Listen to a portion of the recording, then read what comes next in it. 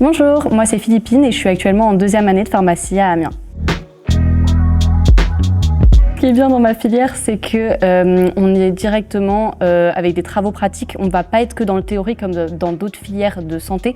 On va directement, grâce aux travaux pratiques, on a énormément d'heures là-dessus. On va en avoir beaucoup en chimie notamment. On va aussi en avoir en pharmacognosie. On va en avoir dans beaucoup de matières. On va également avoir beaucoup d'ED, donc les enseignements dirigés. On va être par plus petits groupes. Par exemple en botanique, on va pouvoir réussir à avoir des plantes, etc. par plus petits groupes. Et donc on est directement plongé dans nos études comparé à d'autres filières où c'est beaucoup de théorique dans les premières années.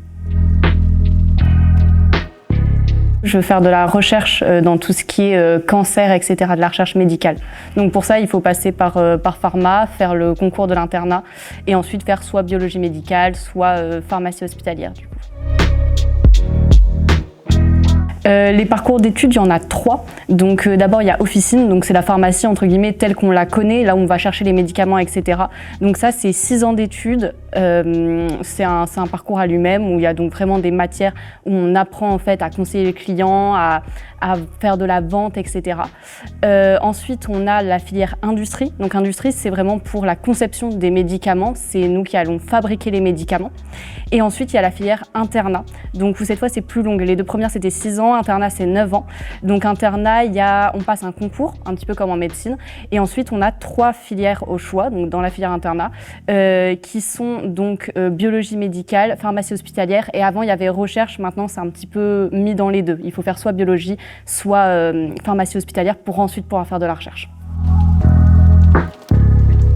Donc ça va être beaucoup de cours à apprendre, beaucoup de cours en présentiel. Il va y avoir une quantité qui est quand même assez invraisemblable à apprendre, mais c'est des cours qui normalement nous passionnent et qu'on aime bien, donc ça se fait totalement. En stage en pharmacie, ce qui est bien, c'est qu'on a un stage entre donc, la première année, donc la PASS ou la LAS, et la deuxième année. Un stage de 1 mois qui est obligatoirement en officine, donc la pharmacie telle qu'on la connaît, là où on vend les médicaments, etc. Donc il est super bien, 1 mois, ça nous permet vraiment de voir cette filière, de voir dans quoi est-ce qu'on s'embarque, entre guillemets, dans la filière pharmacie. Mais le problème, c'est qu'après, dans les années supérieures, il n'y en a plus beaucoup de stages. En deuxième année, on n'en a pas du tout. En troisième, quatrième année, on n'a qu'une semaine. On peut faire donc notre stage dans les pharmacies d'officine et également en pharmacie hospitalière. Et c'est ensuite dans les années supérieures, lorsqu'on vient à faire nos choix de filière, qu'on vient à faire des stages qui sont plus poussés et beaucoup plus longs. En pharmacie, on n'a pas vraiment de journée type. On va avoir des journées qui sont vraiment rythmées avec des TP, des ED ou des cours magistraux. Les TP, ils sont dispersés dans la semaine. On va dire qu'on va avoir donc des créneaux de 4 heures. On va en avoir 2 à peu près dans la semaine en moyenne. On va avoir des semaines où on n'en a pas du tout, on en a 1, on en a 5. Ça va dépendre vraiment des semaines. On va avoir aussi énormément d'ED, donc en plus petits groupes. On va en avoir, ça c'est des créneaux de 1h30. On va en avoir à peu près une moyenne de 4, on va dire, par semaine. Et ensuite, on a les cours magistraux, où on va souvent les avoir les matinées, en fait, 2 heures, des créneaux de 2 heures tous les matins. La vie étudiante à l'UPJV en pharmacie, elle est bien. On a quand même des soirées, des moments de cohésion qui sont souvent organisés par donc, la Corpo Pharma, l'AEPA ou bien la Guilde. Donc ça permet d'avoir vraiment une vie étudiante à côté qui est bien, de pouvoir faire de nouvelles rencontres, de pouvoir vraiment connaître notre promotion et de se faire des nouveaux copains quand on arrive, etc. Mes premières copines en pharma, je me les suis faites grâce à la première soirée où on avait une sorte de jeu, on devait trouver nos parrains-marraines et sur des petits papiers, ils nous avaient écrit un mot qui les décrivait, une phrase qui les décrivait bien. Et donc on devait aller voir les gens un par un pour essayer de trouver. On connaissait pas du tout les personnes, donc on savait pas de quelle promo est-ce qu'elles venaient.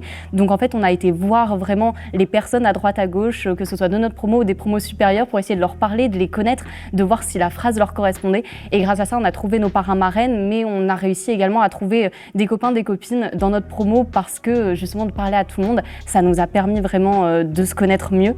Et aussi, je pense qu'on peut dire le week-end d'intégration qui a été vraiment bénéfique puisqu'on se retrouve dans une chambre avec des gens qu'on ne connaît pas, on se retrouve dans des groupes d'intégration avec des gens qu'on ne connaît pas. Donc ça, grâce vraiment aux assos, à la vie étudiante, on a réussi, on va dire, à former un bon petit groupe et à se connaître tous dans notre promo et à bien s'entendre. Déjà, quand on sait qu'on veut faire de la santé, même si on va en passe et qu'on part avec un projet précis en tête, c'est pas très grave. À la base, je voulais faire médecine parce que on m'avait dit la recherche c'est plus facile en médecine, tu verras après le concours, c'est beaucoup plus facile à avoir. Donc je voulais faire médecine et en arrivant en passe, je me suis rendu compte que en fait pas du tout. Les matières m'intéressaient pas, que vraiment, cette ambiance-là ne m'intéressait pas du tout. Mais par contre, j'ai réussi à découvrir la filière pharmacie qui, elle, m'intéressait vraiment beaucoup plus.